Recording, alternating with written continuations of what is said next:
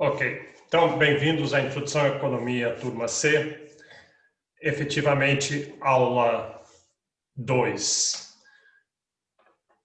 É aula 4, porque nós tivemos semana passada algumas aulas de ambientação, mas hoje é aula 2 e efetivamente então hoje vamos entrar em matéria de fato, né? A aula passada foi aquela introdução, vimos os 10 princípios de economia e hoje de fato vamos já encaminhar para a escolha do consumidor. Nós vamos mexer com alguns gráficos hoje, que é bastante do que a gente faz nessa disciplina. Então, primeiro, perguntar se alguém tem alguma pergunta, alguma dúvida sobre qualquer coisa. Professor. Diga. Professor, qual é a influência da inflação no preço do dólar?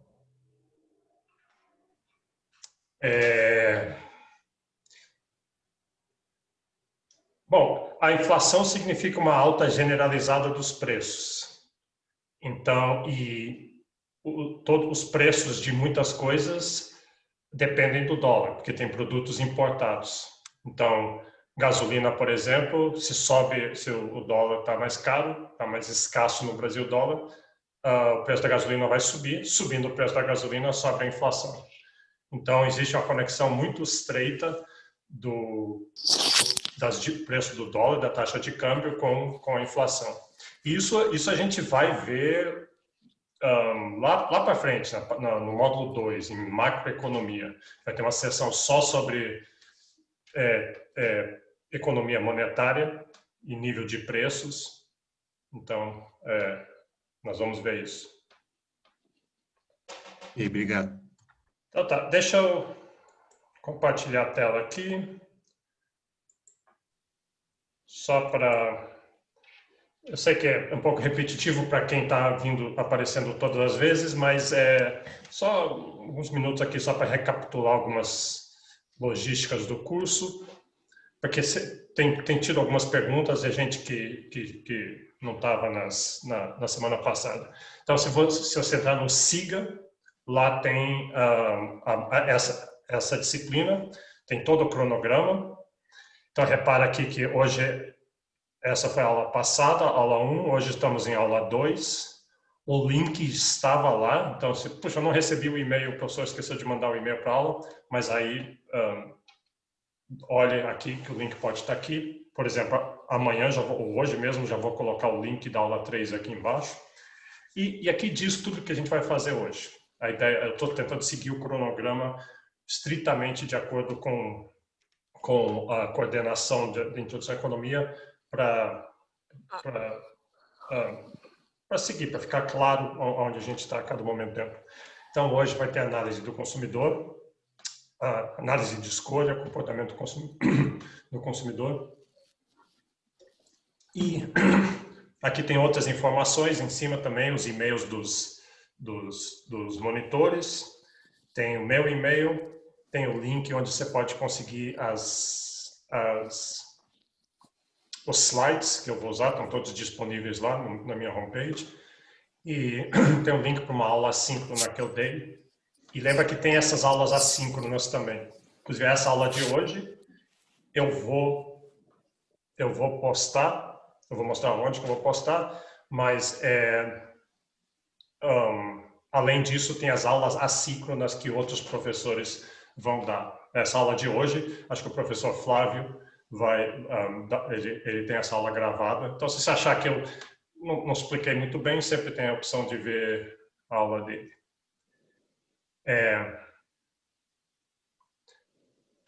Deixa eu mostrar aqui só. Onde você consegue as aulas gravadas? Essa aula hoje vai estar gravada e as aulas passadas, onde é que você consegue? Algumas pessoas perguntaram isso, perguntaram para os monitores. Um jeito de ver, eu fiz um canal do YouTube para isso. Como é que você veria isso? Sei lá, vai no Google, põe YouTube, põe o meu nome lá e vamos ver se tem algumas coisas aqui, mas aqui tem...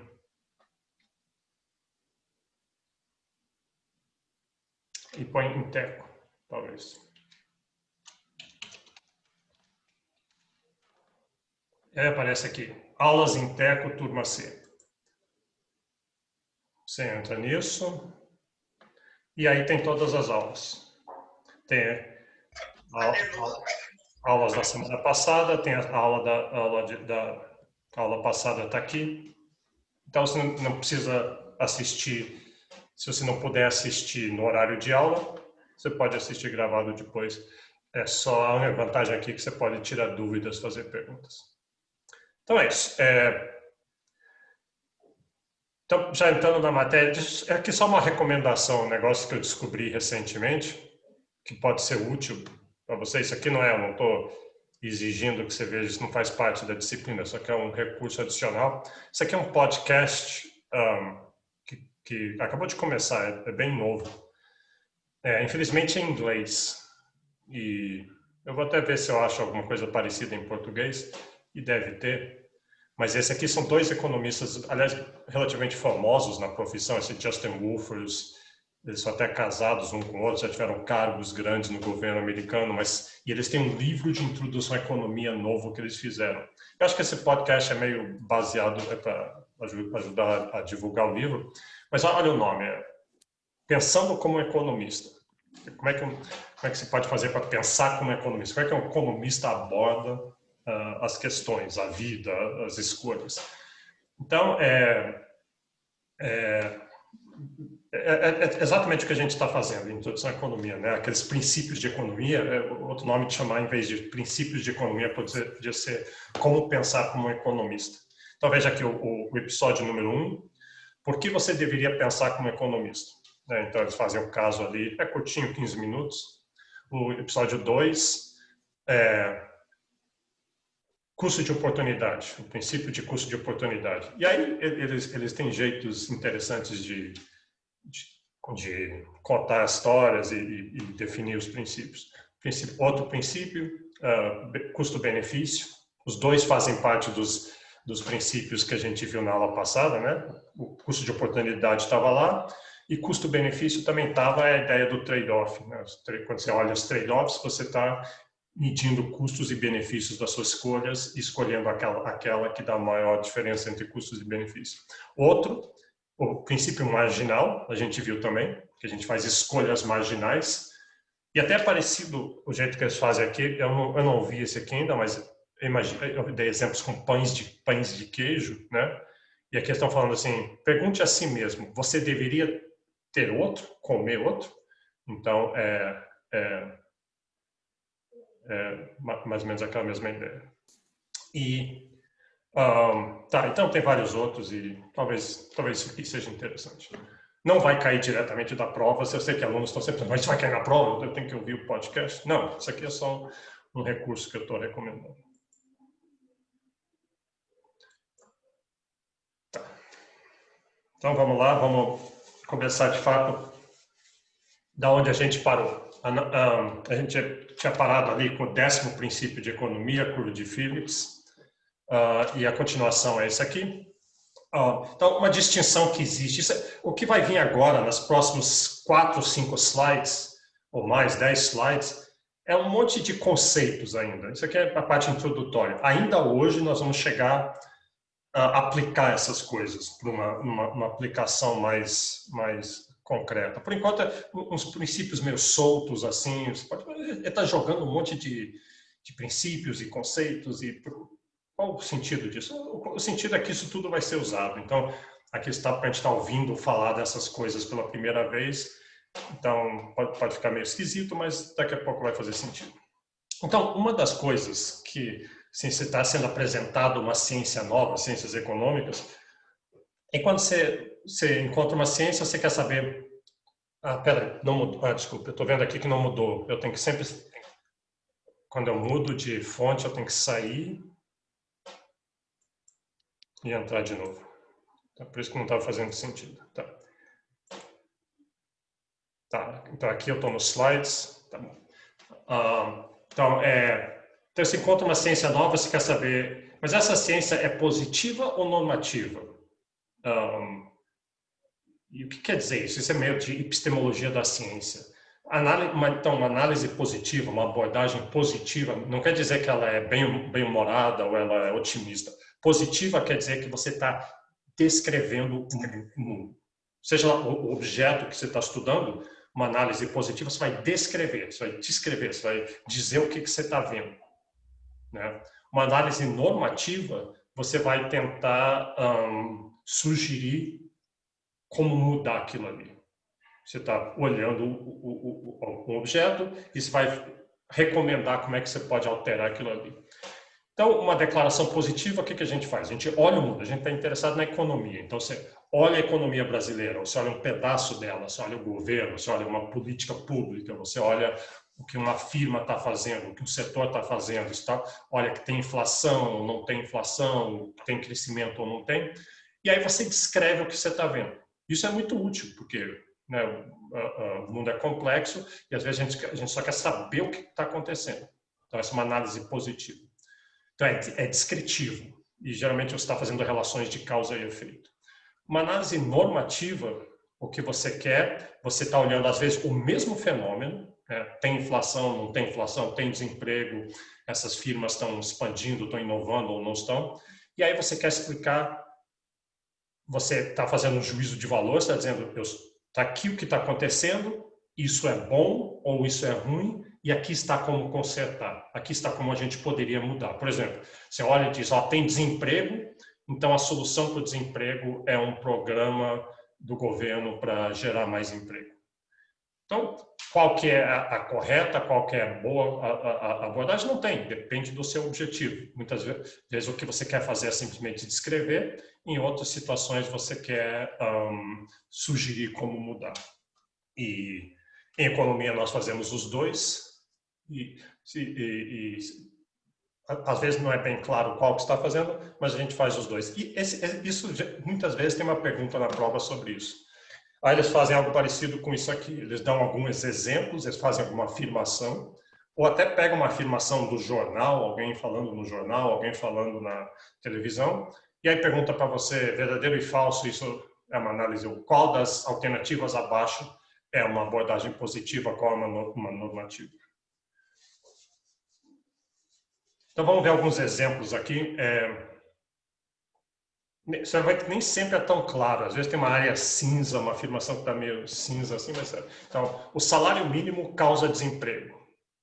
Então isso é uma afirmação meio controversa, mas do jeito que está dito aí é uma descrição. Você está dizendo assim, eu estou olhando os dados e estou vendo que quando o salário mínimo, quando tem lugares onde existe uma lei de salário mínimo dizendo que você não pode pagar menos que o salário mínimo, o desemprego tende a ser mais alto do que lugares que não tem. É positivo.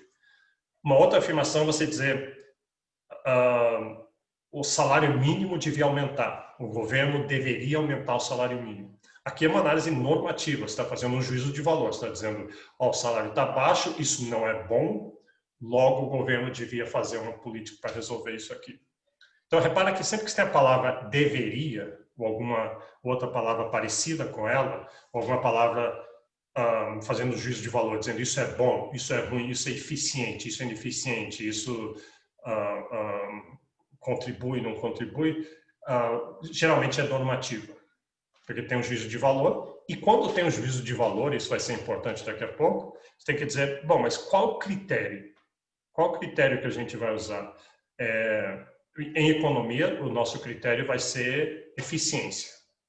Mas tem um monte de outros critérios que podem ser usados. Pode ser usar justiça, equidade, defesa ao meio ambiente, igualdade racial, nacionalismo. Qualquer desses critérios pode ser importante. Acontece que o que o economista faz, a gente vê o nosso papel como geralmente olhar por uma lente de eficiência. Deixa eu mais um exemplo aqui. Um aumento na inflação pode gerar mais investimento. Então, quando aumenta a inflação, aquece a economia e tem mais investimento. É uma afirmação positiva. Você olha os dados, está vendo que quando tem inflação mais alta, costuma haver mais investimento. Outra seria útil deixar a inflação subir um pouco para aquecer a economia. Isso é uma recomendação muito feita em épocas de desemprego. Quando tem muito desemprego, tem gente que chega e diz, o governo vai parar de lutar tanto contra a inflação, deixa a inflação subir, que isso aquece a economia e vai resolver o problema de desemprego, que é um problema maior. Lembra da curva de Phillips que a gente viu na aula passada, que é um trade-off entre inflação e desemprego? Então, aqui você está falando, você está fazendo uma recomendação. Seria útil deveria deixar a inflação subir. É uma análise normativa, baseada em algum critério. Aqui o critério talvez de bem-estar social. Você está querendo aumentar o bem-estar social, então está dizendo que a inflação, o nível de inflação hoje não é bom para o bem-estar social.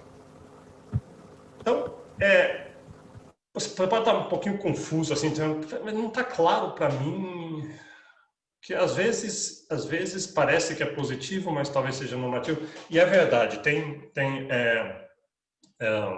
às vezes não é tão claro. Mas, em geral, você consegue, pensando bem, e se isso cair na prova, eles vão tentar botar afirmações bem claras. Então, se tem juízo de valor, se tem um critério por trás daquela afirmação, é normativo. Se é uma descrição supostamente isenta dos fatos, isenta dos fatos não, isenta de juízo de valor, é positivo.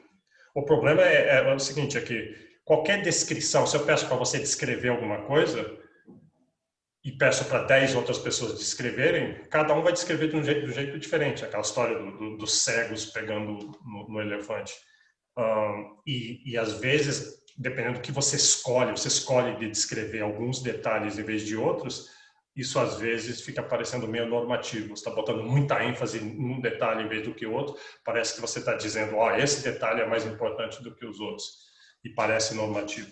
Mas, em geral, você consegue distinguir entre os dois. Ok. Uma outra questão, de novo, é aquilo que eu falei, aqui a apostila joga um monte de conceitos. Então, normativo positivo de lado. Agora, economia é uma ciência, você pode estar... Quem faz economia acha normal isso, mas em toda essa economia tem gente de tudo quanto é disciplina. Por que esses economistas ficam se chamando de ciência? Ciência, para mim, é física, química, biologia, isso que é ciência. Bom, tem ciências sociais, economia é uma ciência social e em que sentido que é uma ciência? No sentido que a gente está aplicando o método científico. Nós estamos olhando o mundo, a gente olha o mundo, pega os fatos estilizados, o que quer dizer isso? A gente olha o que a gente vê que está acontecendo. O Brasil a economia está deprimida, tem desemprego, o juros está baixo, a taxa de câmbio está alta, no entanto a bolsa de valores está subindo. Esses são os fatos estilizados. Então, até aí eu só descrevi. E aí o que a gente faz, a gente vem com uma teoria, a gente seleciona uma teoria, geralmente teoria econômica, ou alguma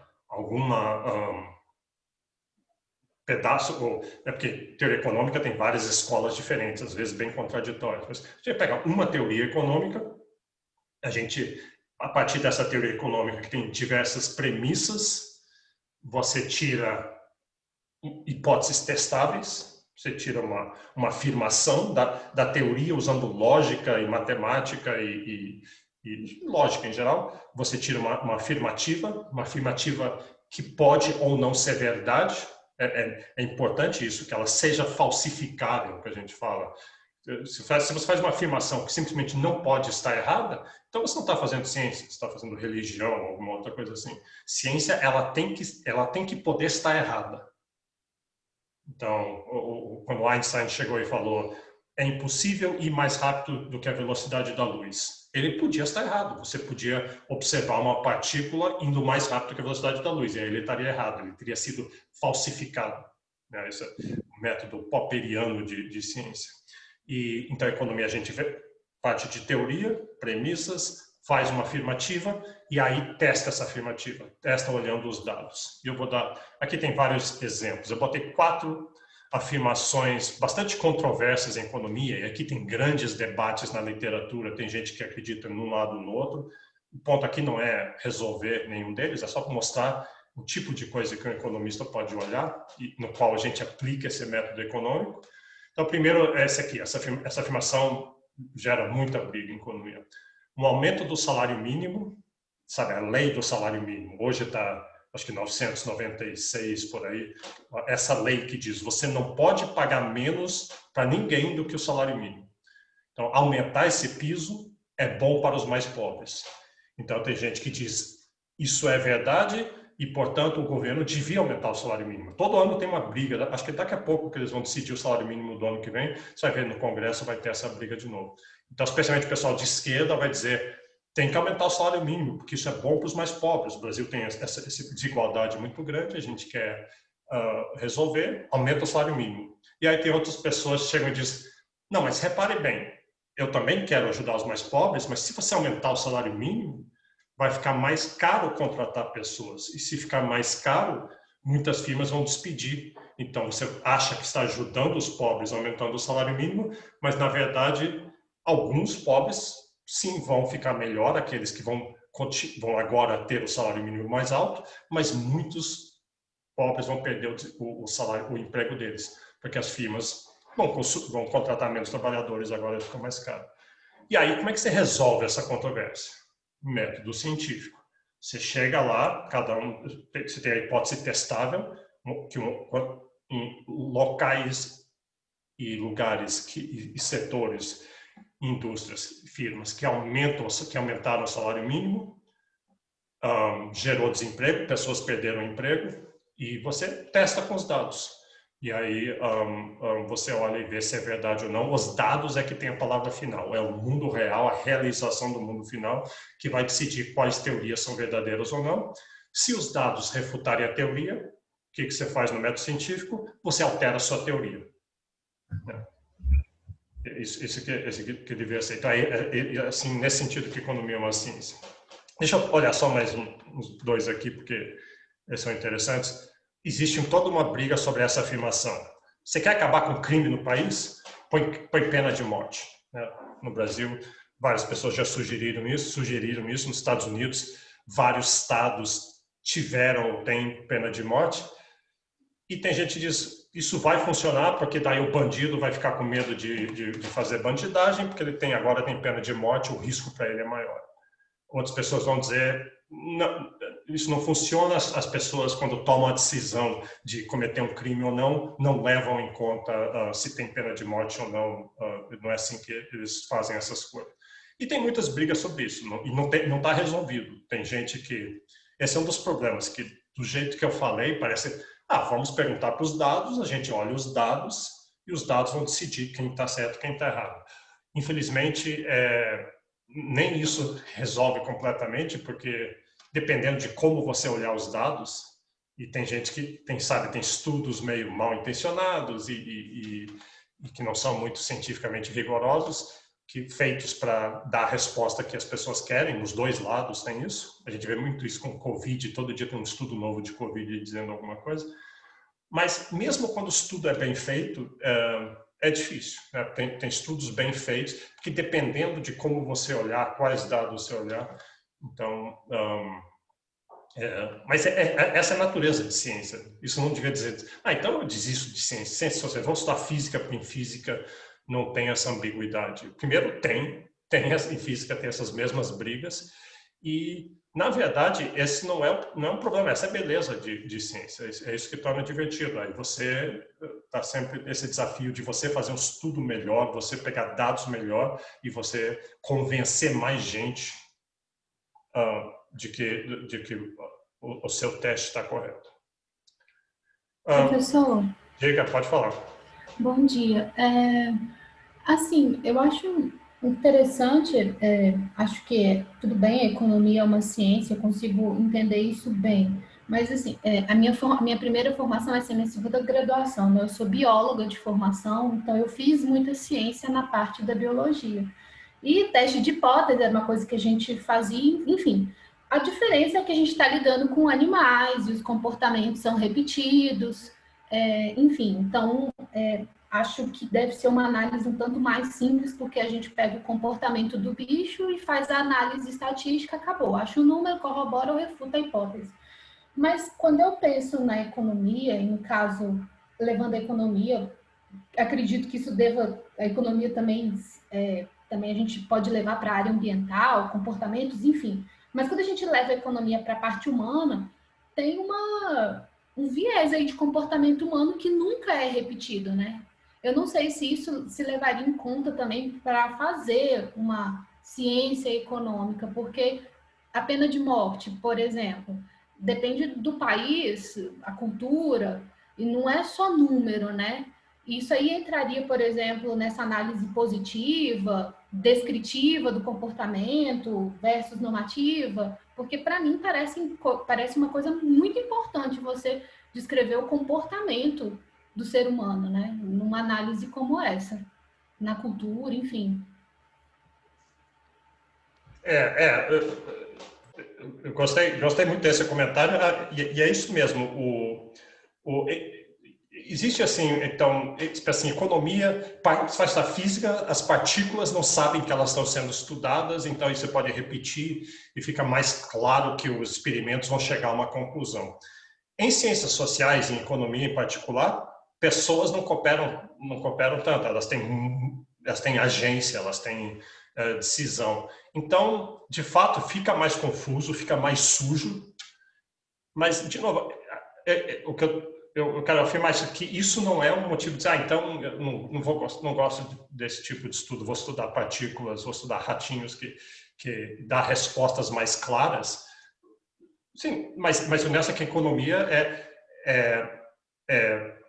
talvez isso gere um desafio maior, vai gerar mais controvérsias, vai gerar menos conclusão, vai ter várias conclusões, vai ficar menos claro como escolher entre as conclusões, mas em parte isso é um pouco do que atrai muita gente, de você chegar e dizer, tem essa enorme controvérsia em torno da pena de morte, tem estudos mostrando que funciona, outros estudos mostrando que não funciona. Uma das coisas que pode fazer é ver qual foi a diferença entre os estudos, isso ajuda a iluminar um pouco essas outras variáveis todas, meio que você se referiu a isso, que com seres humanos tem um monte, tem cultura, tem geografia, tem outras considerações. Então, simplesmente torna mais complexo, mas às vezes por isso mesmo torna mais atraente esse tipo de coisa.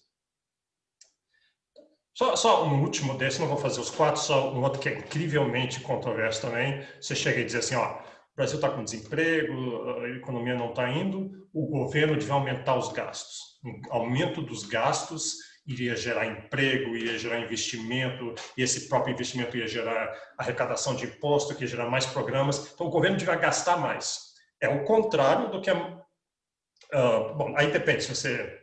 Não é nem esquerda e direita, porque, na verdade, todos os políticos gostam de gastar. Intervencionista e não intervencionista. Se você prefere uma abordagem intervencionista ou não.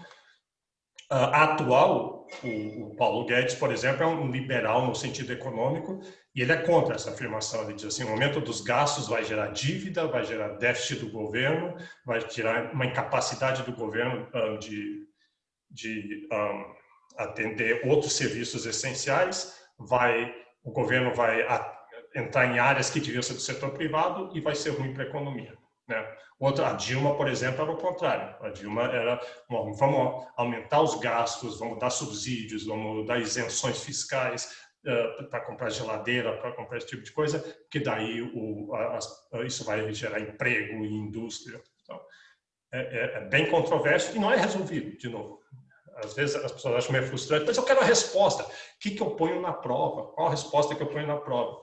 E não é tão simples assim. O Nelson não é tanto a ter a resposta certa, mas seja qual resposta você for dar, você tem uma boa argumentação, você tem uma boa análise dos dados para mostrar aquilo ali. Então tá. Com isso a gente acabou essa parte, esses conceitos todos.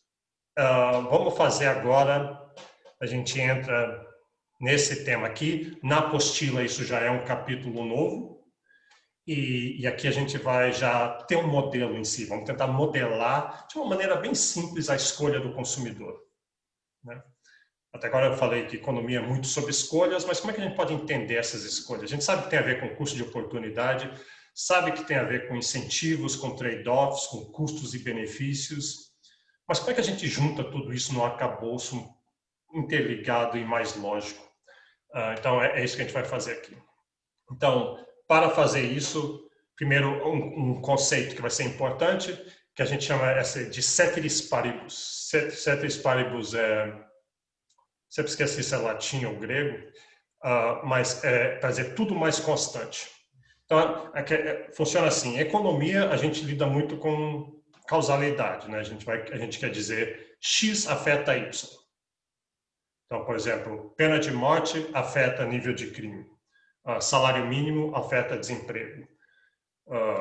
A pergunta que foi feita é como é que taxa de câmbio afeta a inflação, etc. Então, a gente quer fazer esse tipo de afirmação.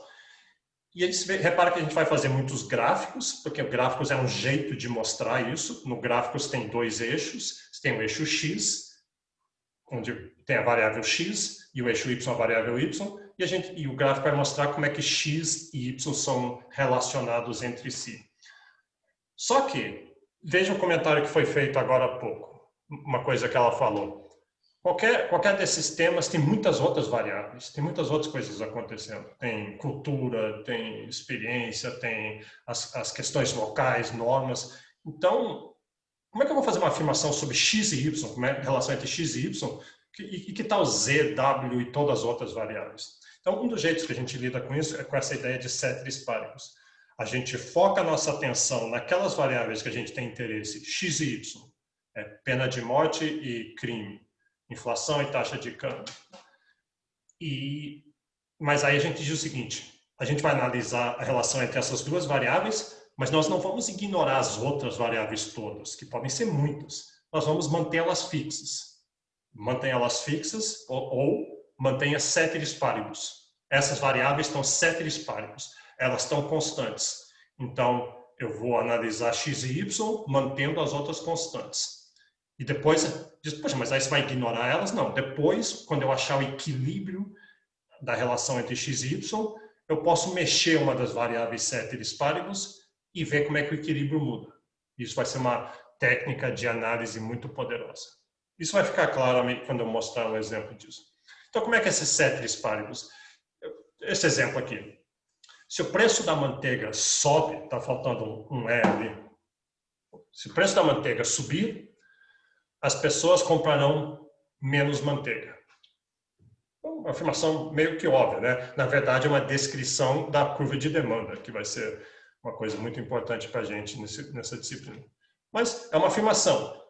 Variável X é preço da manteiga e Y é quanto a manteiga é comprada, tem uma relação entre as duas. Se eu pegar dados disso, eu vou nos supermercados, eu baixo no FGV dados de preço de manteiga desde 2010 até hoje, preços diários e a variação na compra de manteiga, e eu plotar, eu vou ver que provavelmente vai dar uma nuvem de dados, mas vai dar uma relação bastante negativa.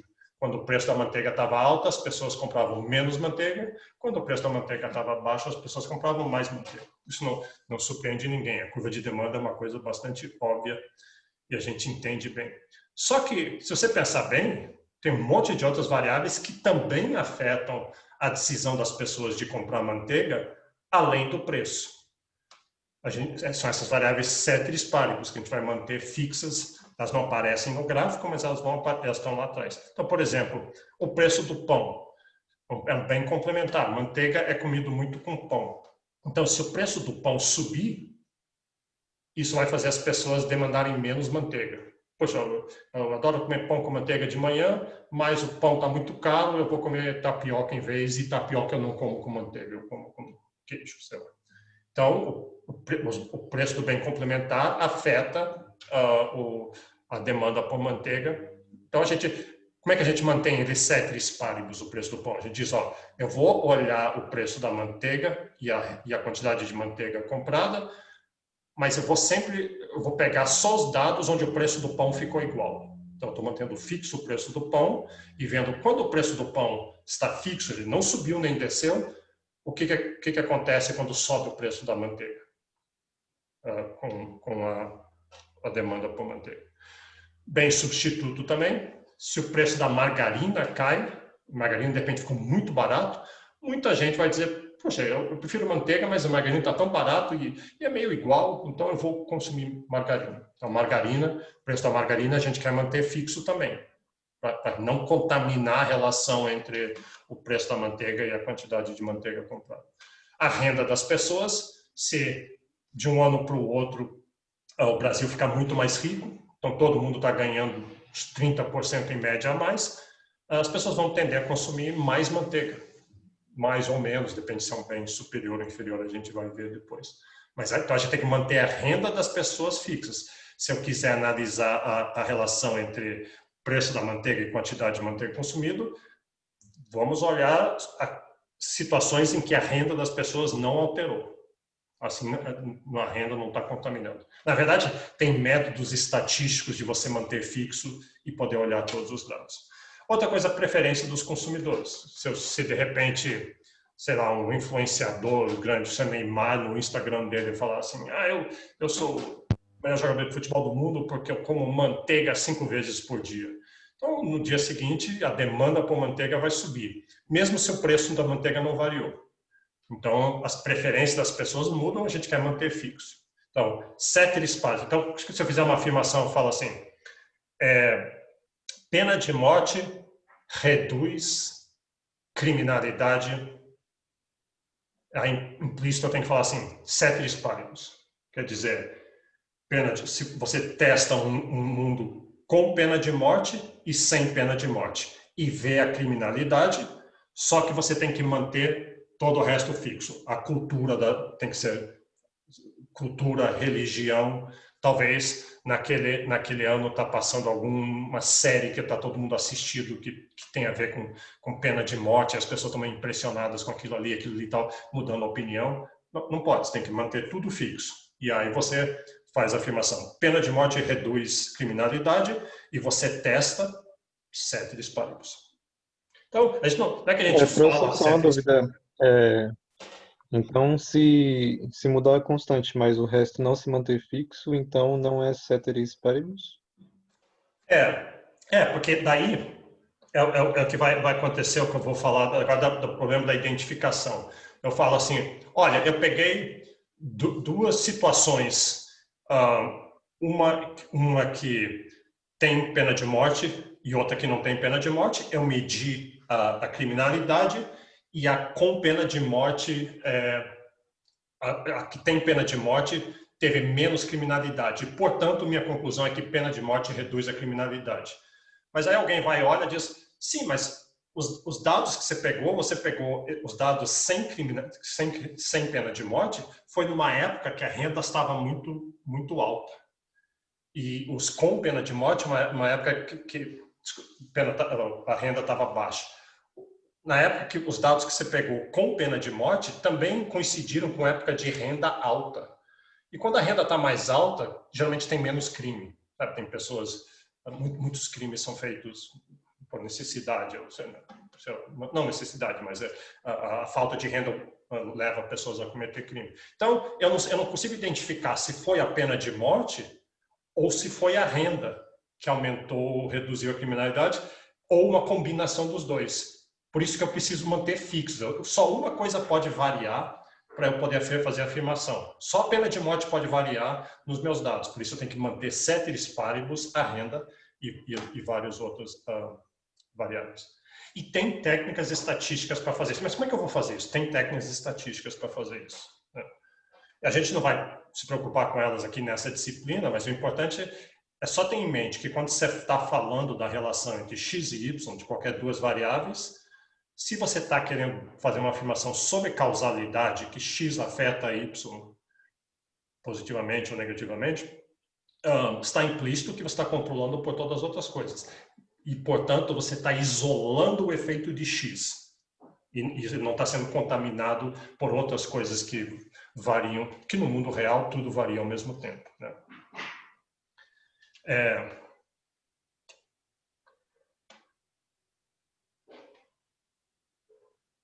Tá, outro exemplo aqui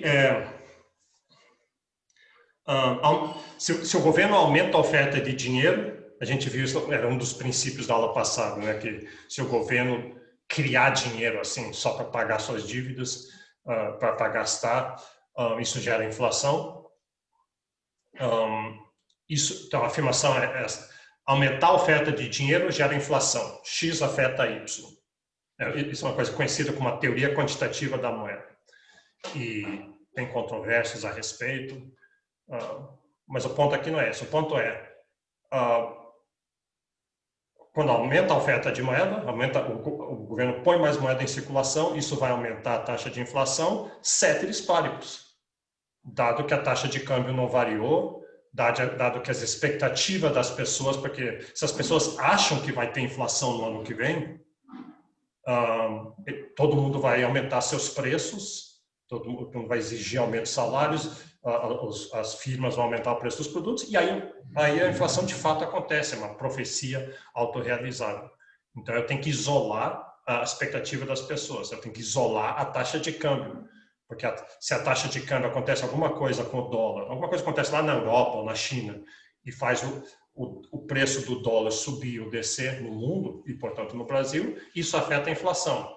Mas a minha afirmação não é sobre a taxa de câmbio, é sobre a oferta de moeda do governo. Então, eu quero deixar taxa de câmbio ceteris paribus. Tá. Então, esse que é esse problema da identificação que eu falei. Aqui está uma afirmação, não de economia, talvez mais de, sei lá, de medicina, nutrição, biologia. Carne vermelha causa câncer, né? Então, isso é uma coisa que ultra controversa, tem gente que vai dizer que sim, que não, já teve vários estudos. É um exemplo, aquela afirmação, mesmo em biologia, não existe respostas claras para todas as perguntas. Então, como é que a gente poderia realmente testar isso aqui, uma afirmação que nem essa? Qual seria o padrão ouro de teste empírico, de pegar os dados e resolver de uma vez por tudo essa afirmação? Seria o que chama de um teste randomizado controlado. Então, basicamente, você faz o seguinte, você pega um grande número de voluntários, 1000 voluntários, melhor, mais ainda, mas pega 1000 voluntários. Metade deles, 500, vão comer carne durante 10 anos. Comer carne todo dia, churrasco. E os outros 500 vão ser vegetarianos. E depois nós vamos comparar a taxa de incidência de câncer nos que comeram carne, nos que não comeram. É claro que sempre vai ter gente que comeu muita carne e não teve câncer, e outros vão ter, e tem muitos vegetarianos que vão ter câncer e outros não vão ter, porque câncer é causado por um monte de coisa e porque as pessoas são diferentes. Mas o ponto aqui é como é que a gente vai identificar o efeito da carne vermelha sobre a probabilidade de ter câncer e controlando pelas outras coisas. A gente tem que deixar um monte de coisas ceteris paribus. Por exemplo, a gente realmente, os 500 pessoas têm que ser aleatórias. Eu não posso botar só homens comendo carne e só mulheres comendo comida vegetariana, porque aí eu não vou identificar se de fato quem comeu carne teve mais probabilidade de câncer de quem não comeu, mas eu não vou saber identificar se foi a carne vermelha ou se foi o sexo da pessoa. Talvez homens são mais suscetíveis a câncer do que mulheres. Eu não posso botar só velhos comendo carne vermelha e jovens comendo vegetariano, não posso botar uma raça comendo outra raça, então eu tenho que realmente ser aleatório, por isso que tem que ter a amostra tem que ser muito grande. E se eu fizer isso bem feito e a amostra for realmente aleatória, eu tenho homens, mulheres, crianças, velhos, negros, brancos, japoneses, uma variedade de pessoas nos dois grupos, aí é aleatório e aí eu posso afirmar se realmente o grupo que comeu carne tem mais incidência de câncer, eu posso afirmar que eu estou identificando um impacto de carne vermelha no câncer. Tinha uma pergunta? Alguém fez uma pergunta? Então tá. Então essa ideia de ceteris paribus. Às vezes eu vou falar explicitamente x causa y, tem uma relação entre essa variável e aquela. Às vezes eu vou deixar claro ceteris paribus, mas mesmo quando eu não falar, está implícito ali que esse é o caso. Ok, então, tipo de bem. Isso aqui é só um diagrama que tem na apostila, por isso eu boto ele aqui. É só uma classificação dos tipos de bens que existem. Então, isso aqui é simplesmente... É simplesmente tipo... Alguém está com o microfone aberto aí. É só tipologia. Então, deixa um minuto É bastante óbvio essas distinções, então vamos lá. Que tipos de bens existem? Eu posso classificar bens em 3 tipos de bens, 3 classes. Então, uma parte eu estou distinguindo eles da disponibilidade. Tem bens livres, bens que não têm escassez. E se não tem escassez, lembra, as perguntas econômicas não têm muita importância. Porque se alguém quiser o bem, tem para todo mundo. Então, não vai ter preço, não vai ter mercados, não tem ineficiência nenhuma. Então, não é algo que a gente vai se preocupar. Já um bem econômico é um bem que ele é limitado, tem escassez, então vai ter um preço, vai ter competição por ele, vão surgir mercados ou alguma regra vindo de cima para baixo que vão alocar o bem. E é isso que a economia estuda, a gente estuda bens econômicos. Ali que estão as coisas interessantes.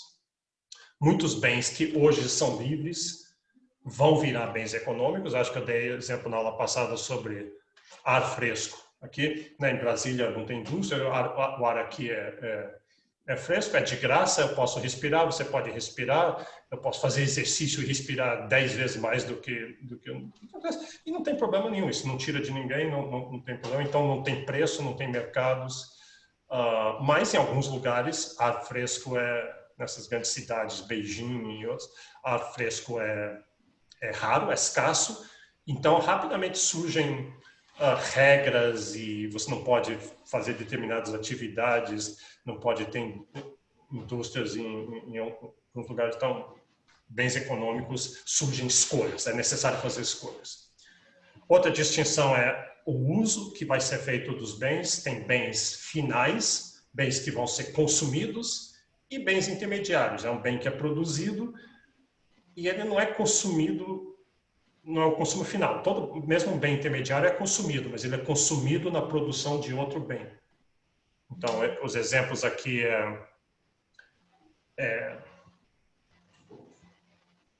cristal utilizado, MP3 player. Você vê como a apostila está velha. Acho que não existe mais MP3 player. Você tem um telefone que já faz o que o MP3 player faz. Então, o plástico no seu telefone, o metal no seu telefone, isso foi produzido. Tem uma firma que produziu esse bem, às vezes é o único bem que ela produz, mas ela não vende para consumidores, ela não vende nos supermercados, ela vende aquilo para outra firma que vai usar aquilo para produzir outra coisa. Vai ser parte de um bem final. Então, essa distinção é bem simples, né? Isso é meio que óbvio. Forma da utilização, eu falei uso, eles estão distinguindo utilização do uso. E tem uma distinção entre bens, o uso é bens de capital e bens de consumo. Um bem de capital é um bem que produz outros bens. Então, você tem uma fábrica que produz máquinas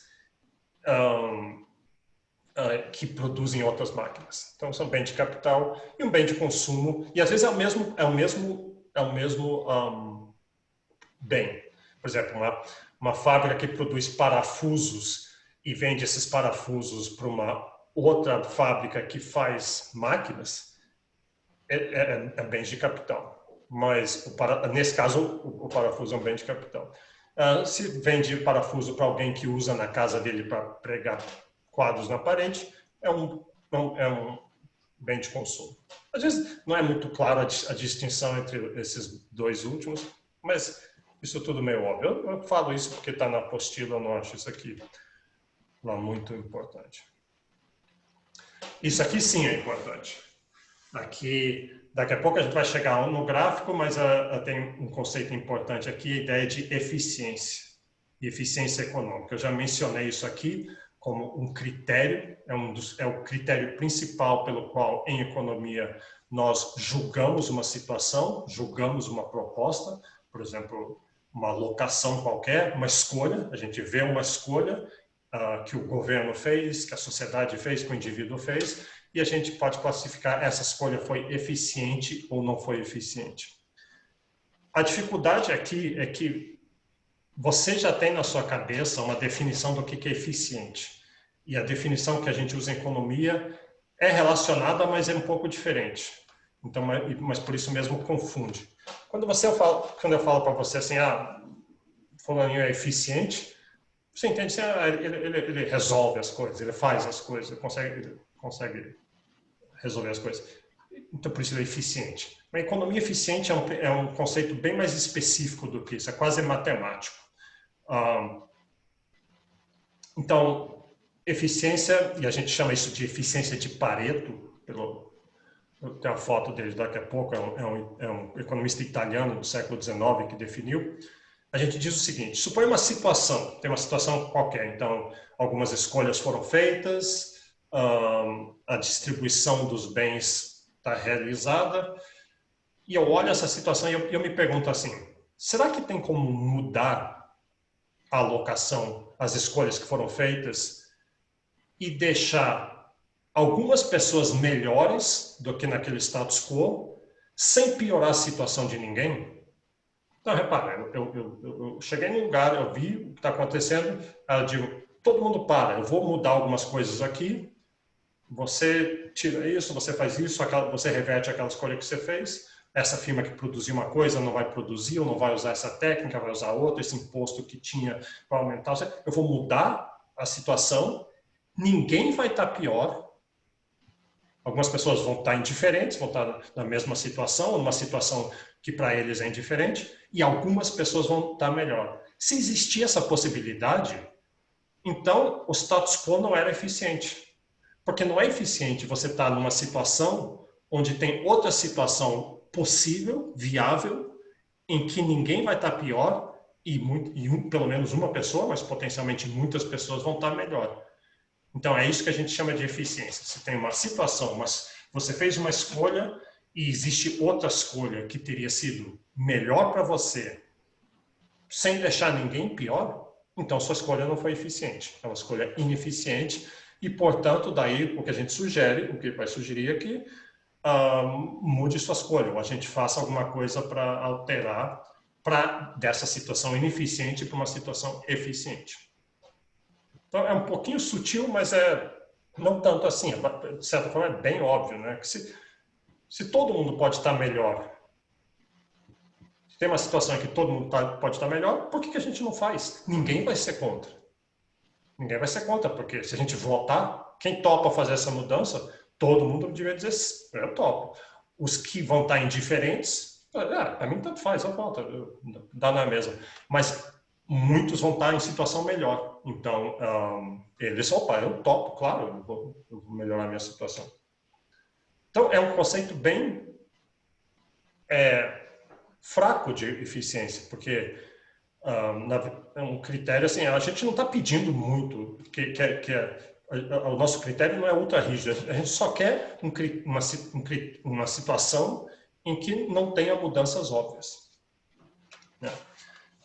Então, isso serve tanto para produção, a gente quer que a produção seja eficiente, então, nesse exemplo seja assim, suponha que o país está produzindo 100 mil automóveis por ano, né? Ele está usando uma combinação de trabalho, capital, terra, tecnologia, tem vários insumos, aí tem um processo produtivo e gera produtos são 100 mil carros por ano. E aí a gente pergunta, será que essa indústria brasileira automotiva está eficiente? Será que ela é eficiente? No linguajar normal, eficiente seria assim, eles não estão desperdiçando nada, assim, eles estão produzindo bem, os carros são bons. Mas em economia, o que a gente está olhando, a gente está se perguntando o seguinte, se for possível produzir os mesmos 100 mil automóveis, só que usando menos capital, menos terra, menos trabalho, alguma coisa assim, então não é eficiente o que você está fazendo, porque seria possível produzir a mesma coisa ou produzir mais com menos insumos. Então a sua produção não é eficiente. E aí, se a gente mostrar que esse é o caso, aí, poxa, então vamos ver que mudanças podem ser feitas para a gente empurrar esse setor na direção de eficiência. Então, essa é a ideia. Vilfredo, aí.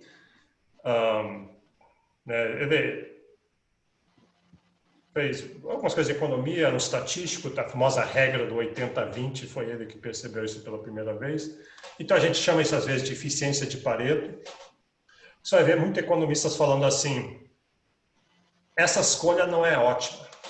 Essa indústria, a produção dela não é ótima. Meio esquisito, né? Como ótima? Por que não fala bom? Ótima vem de otimalidade, quando você está maximizando funções, vocês devem estar fazendo cálculo, a maioria de vocês, no mesmo semestre de Introdução à Economia, então vocês vão ver que vocês vão maximizar funções para achar o ponto ótimo. O ponto ótimo é o ponto de máximo. Então, é nesse sentido que a gente fala ótimo. Se tivesse uma função da produção de uma economia ou de quanto bem-estar ela está gerando, a gente quer escolher a produção no ponto ótimo, no ponto que gera mais bem-estar, no ponto que gera mais produção. Então, quando eu falo assim, a produção não está ótima, quer dizer que não é eficiente. Quer dizer que você pode fazer de outro jeito, de tal forma que vai gerar mais bem-estar, mais produção, sem deixar ninguém pior. Sabe por que eu digo que é controverso? Por que não é que é controverso, é porque é fraco. É fraco no sentido que você não está exigindo muito, mas é um pouquinho controverso também. Se eu chegar numa situação e falar o seguinte, olha, suponha o Brasil hoje,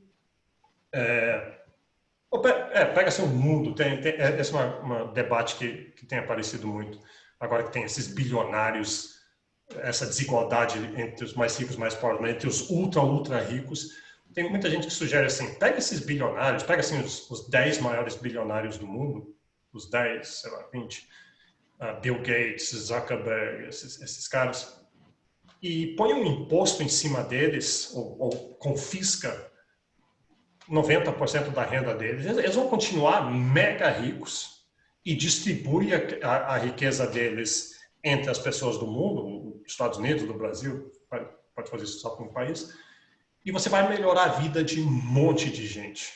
Um monte de gente vai estar melhor, vai resolver o problema de um monte de gente, e você está piorando só 10 pessoas. Sabe que não vale virar um problema filosófico, ético, aquele do trenzinho que vai atropelar uma pessoa e você tem que ver se você faz o trem atropelar uma pessoa ou atropelar 10 pessoas. Então, você pode dizer, vamos fazer isso no Brasil, vamos fazer isso porque a gente vai piorar a vida de 10 pessoas, mas vai resolver o problema de milhões. Esse é um trade-off que vale a pena. O ponto o que eu estou dizendo aqui, eu digo que isso não é eficiente. Não é eficiente, porque pela definição matemática de eficiência. Porque eficiência quer dizer tem que ser que ninguém vai estar pior. E os 10 bilionários vão estar pior. Então, não é uma melhora de Pareto, que a gente chama. Não é uma eficiente do ponto de vista do Pareto. No entanto, isso pelo critério de eficiência. Você pode chegar e dizer, não, mas peraí, tá bom, não é eficiente, eu concordo. Matematicamente, verdade. Pela definição econômica de eficiência, não é eficiente. Mas talvez seja justo. Talvez seja bom do ponto de vista de equidade, de justiça divina, de seja lá o que for. Bom, aí é outra conversa, e a gente pode debater, e vai ter gente que concorda ou não, e não é o que a gente vai fazer aqui em Introdução à Economia, ou mesmo em Economia, esse é um debate política, filosofia e ética e outras coisas.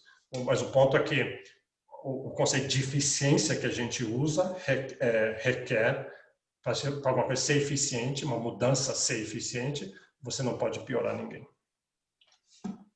Então, existe um trade-off entre eficiência e equidade. Eu dei esse exemplo quando eu introduzi a ideia de trade-off. Então, assim, não é que sempre existe, costuma existir, por isso que eu botei o costuma ali. Se você tentar buscar equidade, o mundo é cheio de injustiças, é cheio de desigualdades e de renda, de oportunidade, de todo tipo. E muitas vezes a gente diz assim, então o governo devia consertar, fazer políticas para consertar essa equidade, para fazer uma redistribuição. E muitas vezes elas vão necessitar que você vá contra a eficiência. Você vai fazer essas mudanças, mas elas pioram a eficiência da economia. Não quer dizer que, então, você não deve fazer você seguiu o fato de existir um critério de eficiência não quer dizer que a sociedade é obrigada a sempre buscar eficiência econômica. A sociedade faz o que ela quer. Ela teria que ter um método de agregar as preferências através de democracia, eleições e outras formas.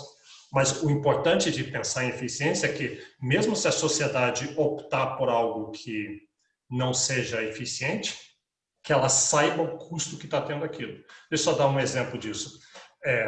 Hoje em dia, quase todo mundo tem telefone, mas há menos de 10 anos atrás, quando na década de 2000 e 2010, tinha muitas áreas que não tinham serviço telefônico, telefone fixo especialmente. E aí a Anatel, ela passou leis dizendo assim, nós vamos exigir universalização, nós exigimos que as empresas telefônicas levem telefonia, qual era o problema? Áreas rurais, lugares distantes. E é muito caro fazer isso, então não é eficiente fazer isso, porque para você levar a telefonia para uma área rural, sabe, 500 quilômetros da próxima cidade maiorzinha, você não vai poder cobrar o custo de quem está usando. Você vai ter que cobrar o mesmo custo da pessoa que usa na cidade, onde é barato você oferecer o serviço, o custo de oferecer o serviço é baixo. Então, não é eficiente, porque você vai criar um subsídio cruzado, tem gente que vai estar usando telefonia, gerando um custo para a sociedade, e o benefício é relativamente pequeno. No entanto, não é eficiente, mas a Anatel chegou e disse, e a população brasileira concordou, diz assim, a gente quer fazer do mesmo jeito. A gente acha que existem razões morais, de equidade, de justiça, e a sociedade topa pagar por isso, mesmo sendo ineficiente. E, ótimo, muito bem. Eu acho que é uma escolha certa, inclusive. Só que o importante foi o seguinte, chegar e dizer, tem uma ineficiência, a gente sabe que tem uma ineficiência, a gente reconhece que a gente está pagando para gerar alguns benefícios, a gente está pagando muito mais do que os benefícios, então a relação custo-benefício é negativa, mas a gente quer fazer do mesmo jeito por outros critérios. E aí fica tudo claro e você sabe o que você está fazendo. As pessoas dizem muitas vezes assim, esses economistas são muito materialistas, só ligam para a eficiência. E não é verdade. O que o economista, o papel dele é apontar e dizer assim, ó, você faz a escolha que se quiser, a sociedade faz a escolha que quiser. Se todo mundo tem mesma voz na sociedade para fazer a escolha, é outro problema. Mas a sociedade escolhe e o economista vai só apontar, ó, essa escolha tem esse custo ou não tem esse custo. Assim por diante. Bom, é isso mais ou menos que está dito aí. Tá. Só mais um desses conceitos soltos de novo. Professor, Pode falar. eu não me recordo direito porque faz tempo que eu vi isso, mas eu tenho uma vaga lembrança de que o Adam Smith tinha dito algo em relação à produtividade, que tipo, quanto mais produtivo é o país, melhor seria a distribuição de riqueza entre as pessoas. Sei lá por quê, porque sei lá, tem coisa demais e todo mundo vai comprar, não sei. Algo assim, eu não tô recordando direito. Talvez eu vou procurar no livro que eu tinha lido, que era só uma menção a ele. E aí eu te pergunto direitinho. Mas você lembra de algo assim? Você está dizendo é uma relação entre desigualdade e crescimento? Que ele mencionou?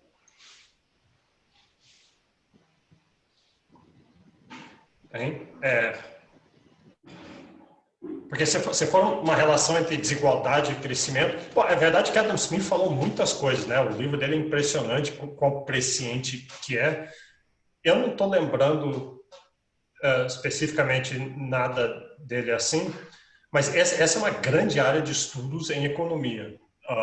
A relação entre desigualdade e crescimento, e de novo, uma daquelas grandes controvérsias, porque existe todas as situações quando você vai olhar a experiência histórica dos países. Tem países que conseguiram atingir grande crescimento através de uma rota de muita igualdade, aí a própria igualdade fomentou o crescimento, como é o caso da história dos Estados Unidos. Apesar de hoje os Estados Unidos ser incrivelmente desigual, e especialmente nos últimos 20 anos a desigualdade aumentou muito, a história dos Estados Unidos foi construída em cima de distribuição de terras em pequenas fazendas familiares para muitas pessoas, ao contrário do Brasil. que foi baseado em cima de latifúndios. No entanto, tem o contrário, tem países que seguiram a rota. Primeiro você concentra a renda numa pequena elite.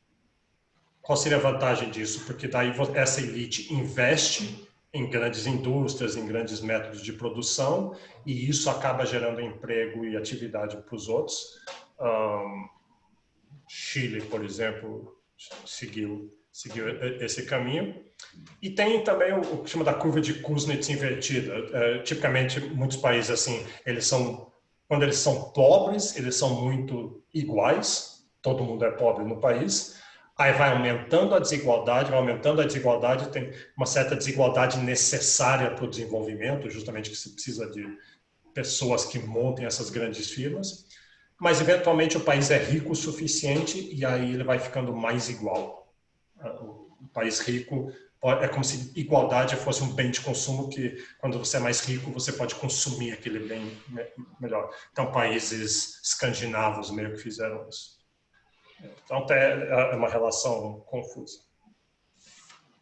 Então, com fatores de produção, você tem... Fatores de produção é simplesmente os insumos na produção. Então, aí você pensa assim, poxa, mas se você for em qualquer fábrica, em qualquer padaria, até olhar sua avó fazendo um bolo, tem um monte de insumos. Tem parafusos, e máquinas, e eletricidade, e gasolina, e tijolos, e mão de obra especializadas, e tecnologia. Como é que eu vou classificar todos esses insumos? Bom, para facilitar a análise, a economia, muitas vezes, a nossa análise é tão agregada que a gente coloca tudo em 3 insumos: terra, capital e trabalho. Já Adam Smith já fazia assim. Os economistas clássicos falavam sempre em termos de tudo é produzido através de alguma combinação de terra, capital e trabalho. Então, capital tem todas as máquinas, tecnologia, terra tem todos os recursos naturais necessários para energia e tudo mais. E trabalho tem toda a mão de obra especializada, não especializada. E você pode produzir tudo a partir de terra, capital e trabalho. Tá bom. Então, olha só. Já deu 1h05 e a gente viu um monte de conceitos soltos. Eu vou falar por mais 10 minutos. Eu não quero que essas aulas fiquem muito compridas. Acho assim, 1h15 no máximo, acho ideal para esse tipo de aula online assim. Então, o que eu vou fazer? Eu vou começar, porque aqui vai ter uma quebra. Esses conceitos soltos acabaram e agora a gente vai modelar a escolha do consumidor. E isso vai ser feito nessa aula e na próxima. E depois a gente entra em comércio internacional, que é uma aplicação disso, só que em vez de escolhas do consumidor, vai ser escolha de países, das trocas que os países fazem. Então eu vou começar isso aqui, 10 minutos, introduzir, e daí a gente para e volta na aula que vem. Eu gosto disso de ter o mesmo tema em 2 aulas diferentes, a gente faz uma recapitulação, que dá tempo do negócio assentar no seu cérebro e às vezes quando você vê a primeira vez é meio estranho, não faz muito sentido, mas está lá no seu cérebro, quando você dormir aquilo vai se arranjar lá, quando estiver tomando banho vai estar lá, fazer sentido, e quando estiver na próxima aula aí tudo vai fazer bem mais sentido, especialmente porque você vai ler a apostila e vai reforçar isso. Então vamos lá. Escolhas no consumo, a gente vai modelar isso através de um gráfico que a gente chama de a linha de possibilidades de consumo. Vamos fazer um gráfico e mostrar todas as escolhas que você está enfrentando. A gente vai simplificar bem, no final vão ser só 2 escolhas, mas 2 categorias de escolhas, mas vamos ver o conjunto e vamos ver como é que as pessoas escolhem. Então, é um modelo simplificado, como todo modelo é assim que a gente faz. O mundo é muito complexo, o jeito é simplificar as coisas. E que nem uma metáfora. Uma metáfora é exatamente isso. Um mapa é isso, né? Um mapa simplifica o mundo real. Então, tem 2 produtos. E os produtos, nesse exemplo aqui, vão ser... Você pode comer no restaurante universitário, no RU, ou você pode ir na lanchonete e comer fast food. Estou usando o exemplo que tem na apostila. Então, RU e fast food, nós precisamos de alguma informação. Primeiro, então a gente precisa a sua dotação orçamentária. Quanto dinheiro você tem para o mês, digamos. A escolha é como se fosse no mês. quantas vezes você vai comer no RU durante o mês e quantas vezes você vai comer fast food. Essa é a escolha que a gente quer modelar. E você tem uma restrição, você só tem R$150 para isso. Acho que se fosse hoje em dia você ia passar fome, mas quando a apostila foi escrita, vai ver que fazia sentido isso. Então, você tem uma dotação orçamentária, escassez, né, o ingrediente essencial, existe escassez, aqui você tem escassez de dinheiro, e aqui estão os preços do RU e do fast food. Então, vamos fazer assim, botar isso num gráfico. Deixa eu tirar isso aqui do caminho aqui.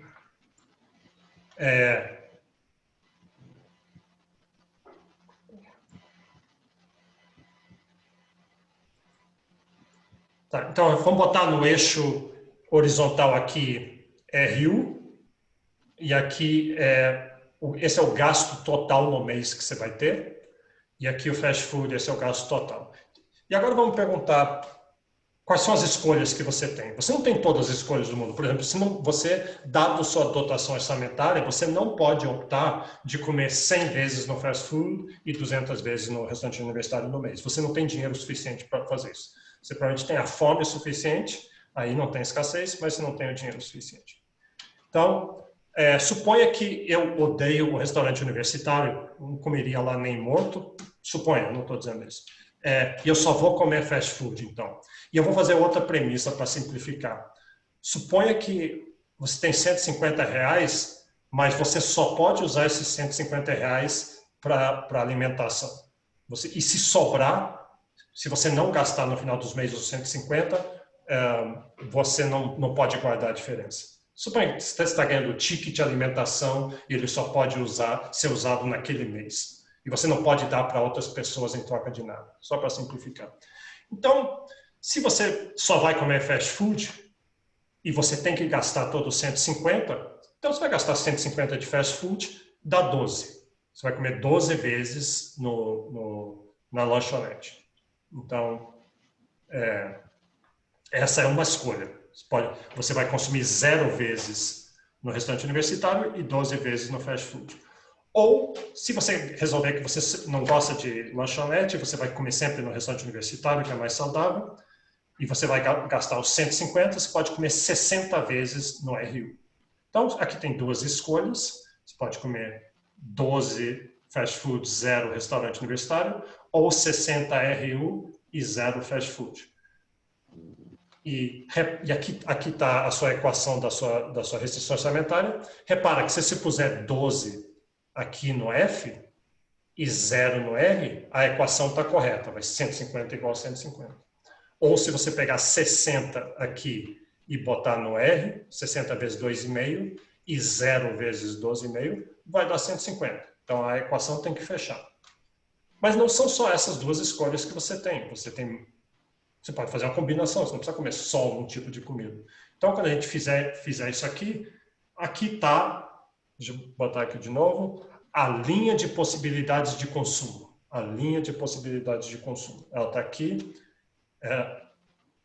Estão mostrados nela 5 opções, A, B, C, D e E, mas tem infinitas opções. Aliás, como uma refeição é um valor discreto, não são infinitos, mas qualquer ponto na linha, supostamente você poderia consumir. Então, além de 0 e 12, você pode consumir 15 vezes no restaurante universitário e 9 vezes no fast food. Ou 36. Ou 45 e 3. E supostamente qualquer ponto na curva você poderia. Repara que todos eles a equação vai fechar. Aqui 36, você vai pegar 6 vezes 12,5 e 30 vezes 2,5, vai dar 150. Então, você estaria atingindo aquilo ali. Então, agora, nós modelamos a sua linha de possibilidades de consumo. O que a gente quer fazer com isso é ver, aqui estão as suas escolhas, e a gente quer ver qual escolha você deve fazer e ou alternativamente, se a escolha que você fez ou vai fazer é eficiente ou não é eficiente. Então, suponha que você fez essa escolha aqui, ponto F. Você escolheu ponto F. Ou seja, você consumiu... Aqui acho que faria mais sentido se o ponto F estivesse aqui no ponto 6. Suponha que esteja. Então, você consumiu 6 vezes no fast food e 15 vezes no restaurante universitário. Isso é eficiente ou não é eficiente? É viável, é viável. Os R$ 150 dá para pagar isso, porque 6 vezes 12,5 e 15 vezes 2,5 é menos do que 150. É viável, você teria o dinheiro para fazer isso. O problema é que você ia sobrar dinheiro. E como eu falei, esse dinheiro você não vai poder dar para ninguém, você não vai poder guardar, ele vai simplesmente expirar, ele vai desaparecer. Então isso não é eficiente, porque você, com o dinheiro que você tem outras, a escolha F não é eficiente, porque tem outras escolhas onde você conseguiria mais do que F, você conseguiria mais RUs, repara, assim, qualquer ponto acima de 15, tem pontos que estão acima de 15 e acima de 6 fast food. Então, qualquer ponto entre pontos B e C, por exemplo, você consegue mais fast food, mais ou igual fast food, ou mais ou igual restaurante universitário, que você tem F. Então, F não é eficiente. Não seria eficiente ser F. Esse exemplo é meio esquisito, porque você fica pensando, não, mas espera aí, talvez eu queira comer menos e guardar o dinheiro para fazer outras coisas que eu prezo mais. Sim, claramente. Mas isso aqui é um exemplo simplificado. Né? A gente só quer pegar uma escolha bem simples e mostrar que você tem uma quantidade muito grande de escolhas, mas só algumas são eficientes. Então, o jeito que a gente fala isso é só as escolhas que estão na fronteira, a fronteira de consumo, essa linha aqui, é que são eficientes. Qualquer escolha que esteja abaixo dessa linha, que esteja dentro desse triângulo azul, não é eficiente porque você pode consumir mais. A gente sempre diz assim, consumir mais é melhor do que consumir menos, então não é eficiente consumir menos quando você pode consumir mais sem nenhum custo. Sem nenhum custo porque o dinheiro só pode ser usado para aquilo.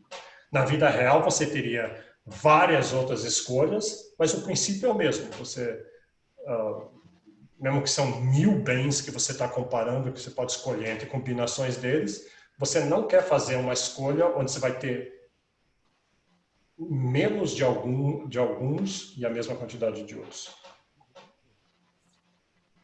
Tá, aí só para mostrar como isso aqui é flexível.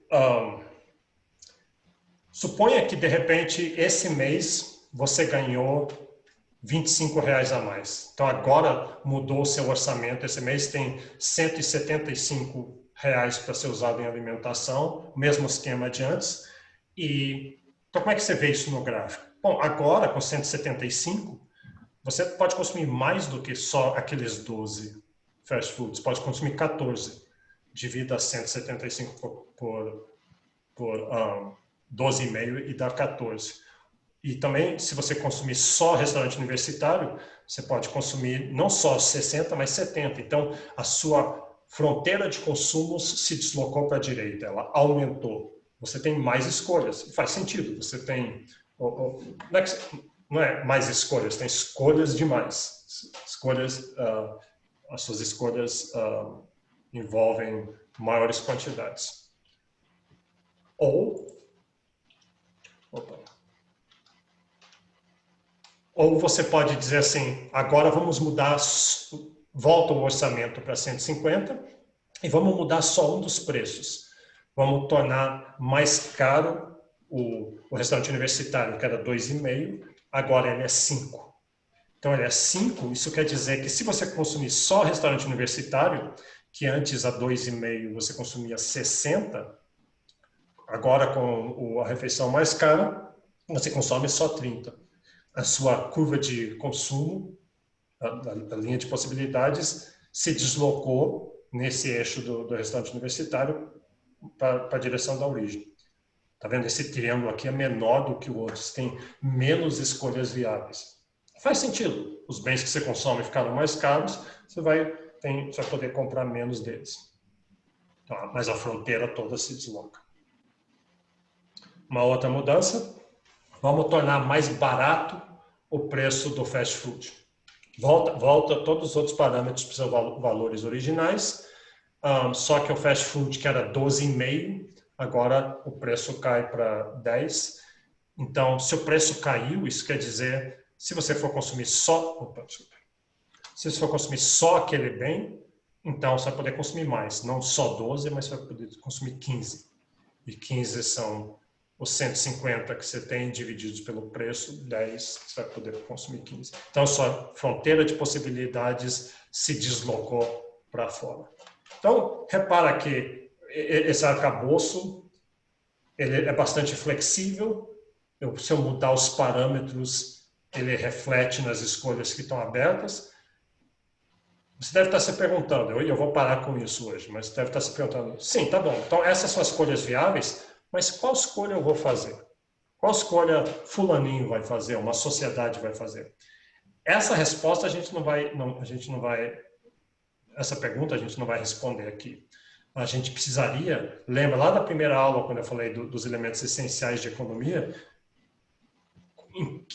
baseado em que as escolhas são feitas? Preferências. Depende das suas preferências.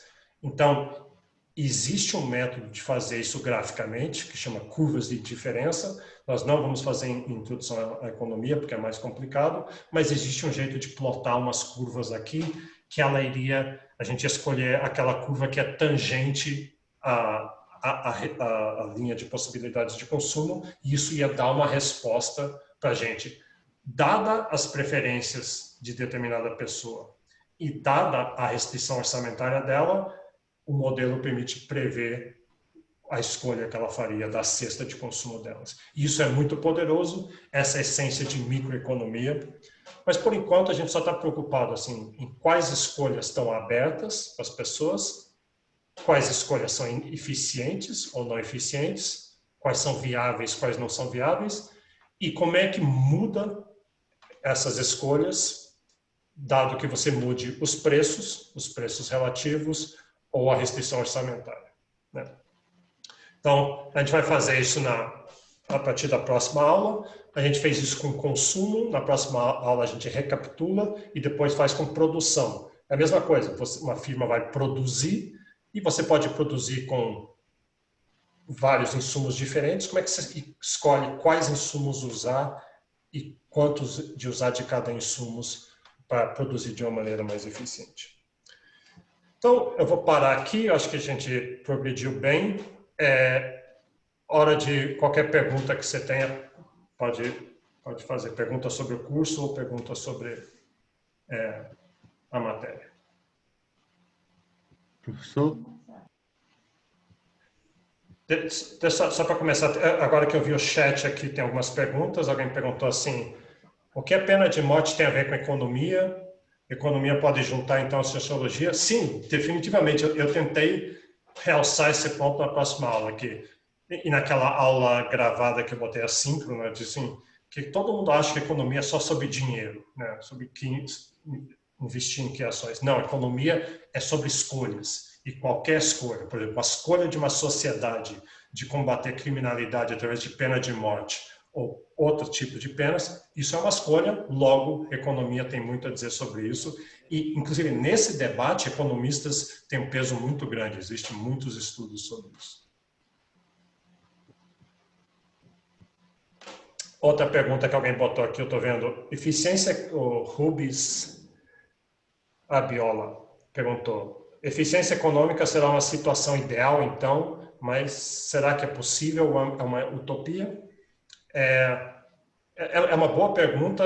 Nesses modelos de quadro negro que a gente faz, sempre tem um ponto eficiente. Então, lá, claramente, você sabe qual é o ponto eficiente. Na vida real, é muito difícil atingir esses pontos eficientes, porque requer muita informação, tem custos de transação, que nem em física tem fricção. Quando você põe essas fricções econômicas que tem no mundo real, você põe elas no modelo, você não atinge eficiência.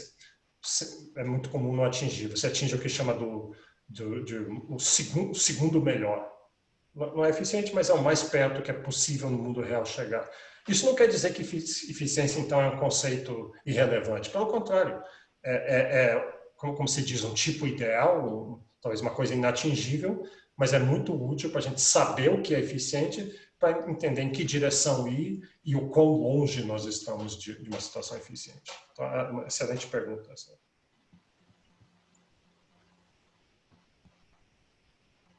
Mais alguém? Mais alguma pergunta? Professor, ainda está gravando? Está gravando, sim. É porque eu tenho uma pergunta que não tem nada a ver com essa matéria, mas tem a ver com economia. Então, eu queria dizer que se alguém tiver mais uma pergunta que tem a ver com a matéria, faça antes. Não, mas vai em frente. Aqui, esse horário é para perguntas, então pode perguntar. Ok, se eu tenho uma curva de possibilidade de consumo que não é retilínea, que ela é curvilínea, redundante falar isso, né? Mas que ela não é linear, e eu pego e tiro a derivada dessa curva, o que essa derivada me fornece a respeito da curva? Tá, excelente pergunta. Isso vai fazer mais sentido ainda quando a gente vai ver a linha de produção na próxima aula. Mas com a linha de consumo faz sentido que ela seja reta, porque você deixando de consumir em um restaurante, você vai em outro. Mas na de produção você vai ver que ela pode ser curva. Quer dizer, se eu misturar insumos diferentes, tem uma relação não linear entre elas. E a apostila, o que a apostila faz, e o mundo real é assim, você tem razão, o mundo real, a curva de possibilidades, ela seria realmente uma curva. O que a apostila faz, eles põem um apêndice, porque aí fica um pouquinho mais complicado. E em introdução à economia, a gente está introduzindo essas coisas, é mais fácil fazer isso, supondo que o trade-off entre os insumos é linear. Mas, eu botei nos slides, então na aula que vem você vai ver essa curva. Isso capta a ideia de sinergias, que eu poderia produzir alguma coisa só com um insumo ou só com outro insumo, mas às vezes misturando os dois insumos, fazendo uma cesta dos dois insumos, eu produzo muito mais do que uma combinação linear.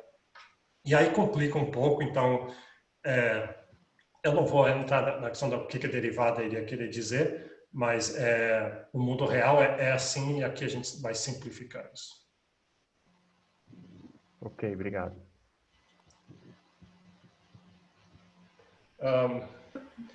Olha só, alguém perguntou aqui se os slides estão no Moodle. Não, eu não botei no Moodle, eu botei no... Deixa eu mostrar de novo onde é que está. Eu botei... Tem uma homepage onde eles estão. Deixa eu compartilhar aqui. Se você for lá no Siga, tem o link para os slides de aula estão aqui. Você pega esse link aqui e você coloca... Essa é a minha homepage ali. E aqui nos cursos, todos os slides estão aqui. Ó. A gente está nesse primeiro aqui. Os slides estão todos disponíveis.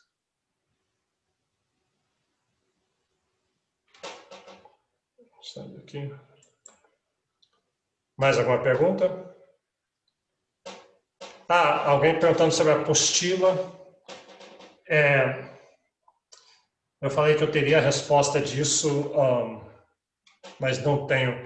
Vejam isso com os monitores, eu vou ver também, e daí na próxima aula até. É porque a razão que está tão confuso isso é porque tem umas questões de direito de propriedade. As apostilas eram vendidas e quem vendia tinha direitos a isso. Não é, nós da coordenação não tínhamos o poder de simplesmente distribuir. Esse semestre parece que tinha uma conversação de distribuir, mas tem um problema também a ver com o livro original do Monkey. Então, eu não sei em que pé está isso. Eu vou tentar descobrir, eu vou postar lá no Siga e também falar com os monitores para ver se já está resolvido. Muitos de vocês, eu suponho que ou já compraram ou conseguiram através de colegas que já fizeram a introdução à economia antes, ou conseguiram de alguma outra forma que eu não sei qual poderia ser.